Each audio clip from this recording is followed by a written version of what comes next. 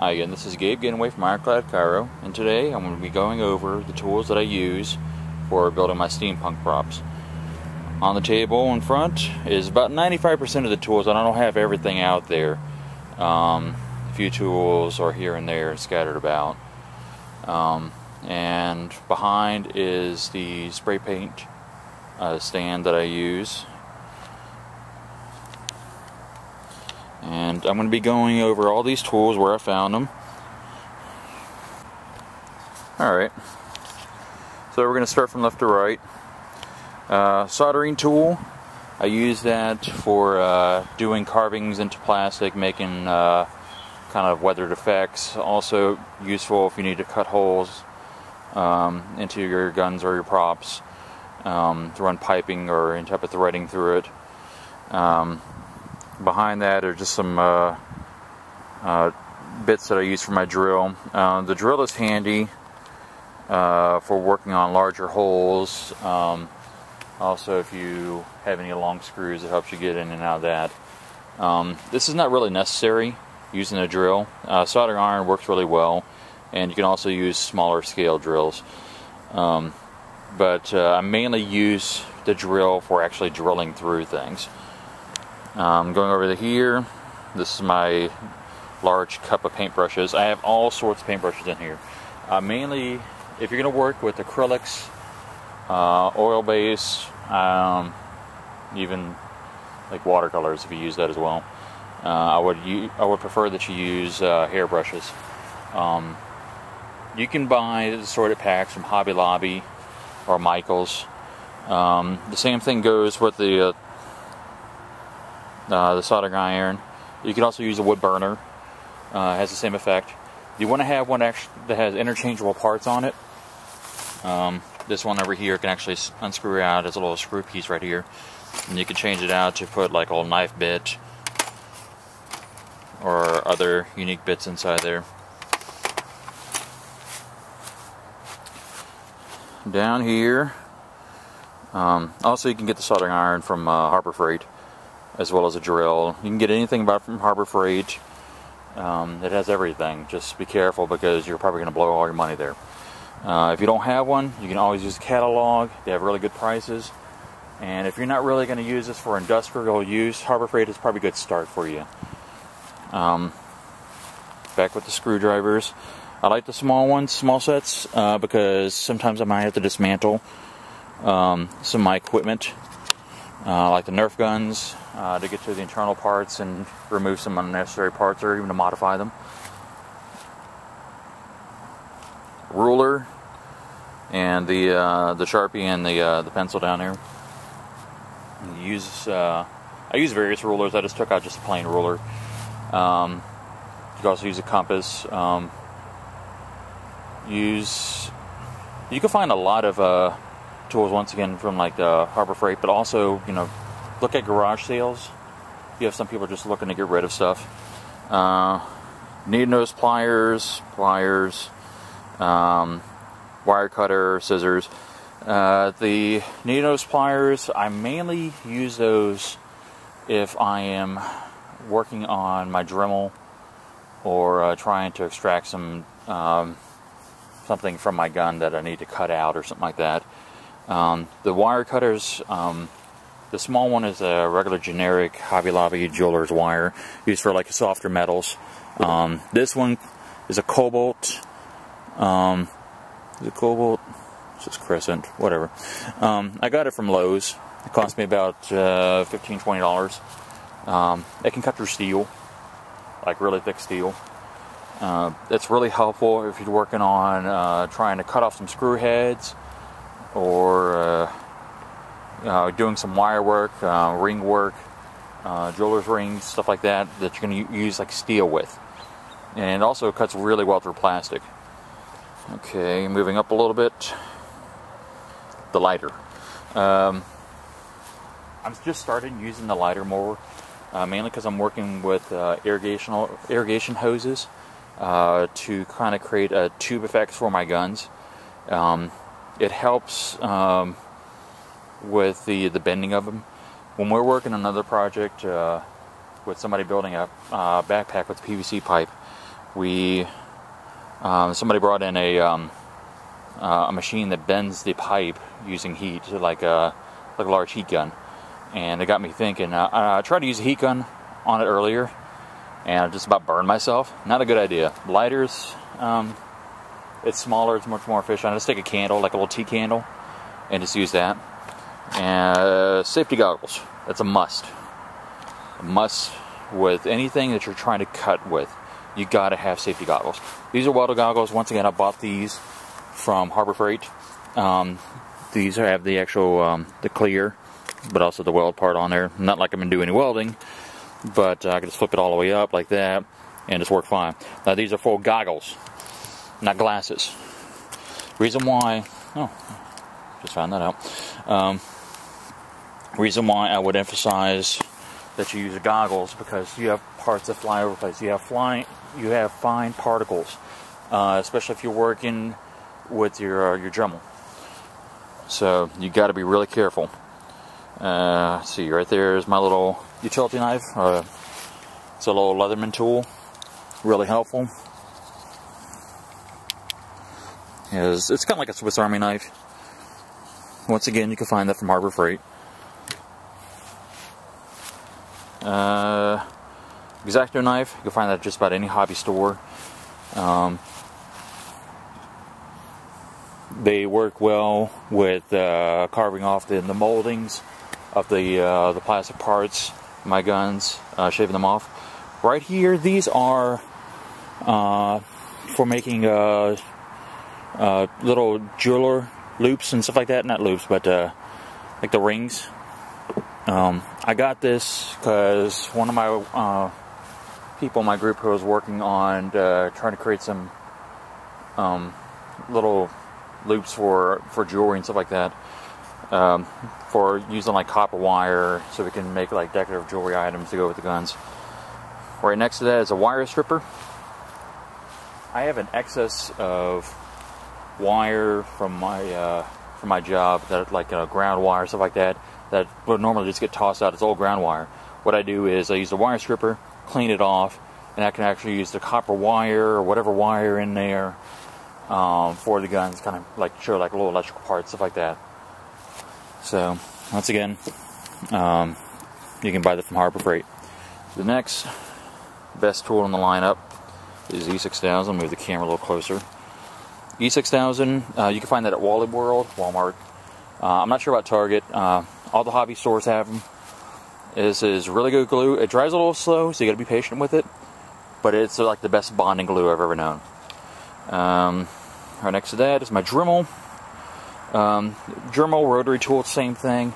Dremel's just a big name brand, but I've been having this thing for years. See, I think I got it in 2003, and it actually went underwater in Katrina, and it still works.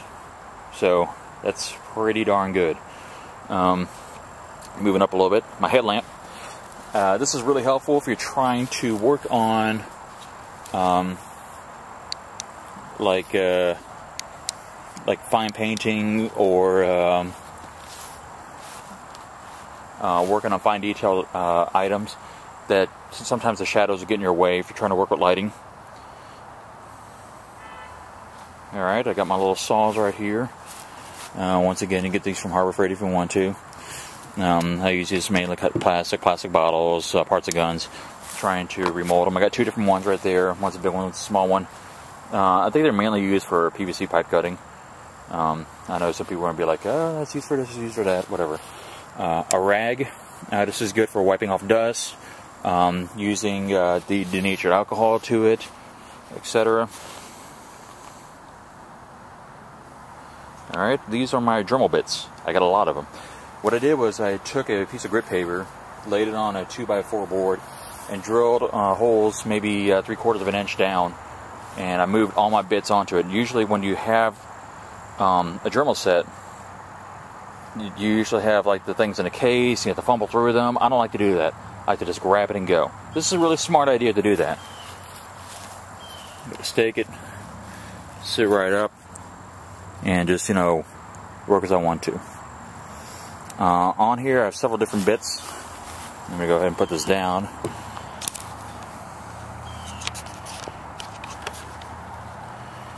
So over here is a polishing bit. These little bits I guess I use for scrubbing. I really don't use these bits all too often. I use the drill bits occasionally. These are used for like grinding and cutting. This one right here is a diamond cutter that can actually cut through steel. It's about a $16 investment, and so far it's proven well. Now these are little sanding wheels. They work really well, and what I do is, even though I worn them out, I use them for the impact foam, which I'll show that another date, which they work really well on kind of smoothing that impact foam. Little sanding drums down here, another grinding bit. These are engraving bits down here, so if you can see them all. Usually used for jewelry engraving and stuff like that. Okay, move over here. Okay, I had trouble finding my heat gun, but hair dryers, it can still work for the same principle. I use that mainly for removing stickers off my guns. It's a new practice I started picking up. It's really great, works well. Krylon Fusion. This is the thing I was talking about earlier. If you saw my gun video, which adheres to plastic really well. And also, if you run out of model paint, you can just spray it onto a plastic lid for like a butter top or something like that. Do not use the disposable plastic cup, it'll eat straight through it. Do not do that. Same thing goes with any spray paint. Don't do that. I learned the hard way. Let's straighten this out a little bit. Okay. Clear acrylic finish, or any type of sealant. I spray that on my guns after I get done with them. This seals them. It's like it had some scratch protection to them. Denatured alcohol. I use that for initial cleaning of the plastic to get rid of the oils. Below that, let me move this out of the way. I trying to find my heat gun. Not my heat gun. My glue gun. My hot glue gun. It's somewhere. My wife used it last. So I use high temp only. Creates the best bond, but nothing does a better bond than E6000. But sometimes it works as a really good filler, especially if I'm trying to put like rivets on there or stuff like that. But it will pop off if somebody like rubs it hard enough against the plastic. The rivet will just pop right off. So I use E6000 to create a final bond to it. So it's good for molding, if anything, and also good for like attaching things while you're working on molding. Okay, I got vinyl gloves. You can also use neoprene. You can use that for rub and buff, for painting, just so you won't get stuff on your hands. You know, it's kind of a good thing. That's just a box I had lying around. And let's see, painter's drop cloth. We use these mainly when we do our bigger functions, when we have workshops. We just lay it out on the table. It protects the table from paint spills or glue or anything getting on it. It works really well. I would definitely recommend it. Going back to the center table, move this aside again. Alright, now I know I have some regular invisible tape right there. I put that down there to remind me to talk to you all about painter's tape. You can use frog tape or the regular blue tape that you use for painting. That's really helpful if you're working on painting your guns. It prevents it from the paint from, like, you know, getting onto certain spots while you're working on the gun. So it's really helpful. I was just getting that too if you're working on any type of spray painting.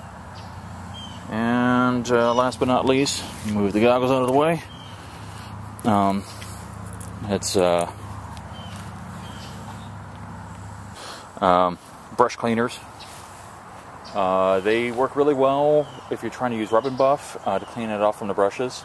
Sometimes I would use it actually for cleaning my hands, working with spray paint.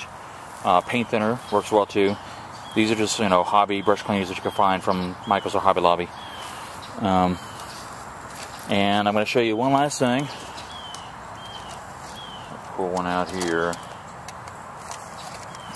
Let's see if I have another one. Okay, I guess I was working on that on the inside. That's fine though. So this is like your generic, less than $1 kids craft hairbrush. I usually take these as, you know, a way to cut down on the brushes I have, but also what I like to do for rub and buff, or mainly just for rub and buff, I cut it to that far right here. I cut that off, and I use that as a rub and brush paintbrush. People might be saying, why would you do that? You can get to finer areas with it, and plus you can actually polish it with the brush. So it works really well. And let me back out some.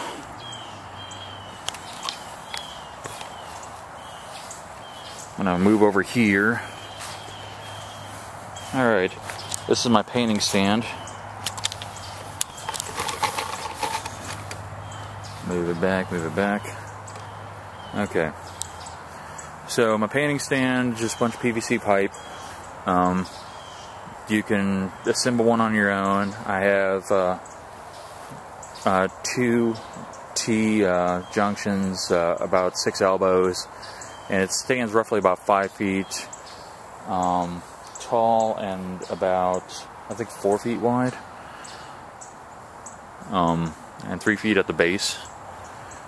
So, and I take wire coat hangers as the actual hangers on there. Just wrap it around a few times on the top bar up there and hang my guns with it.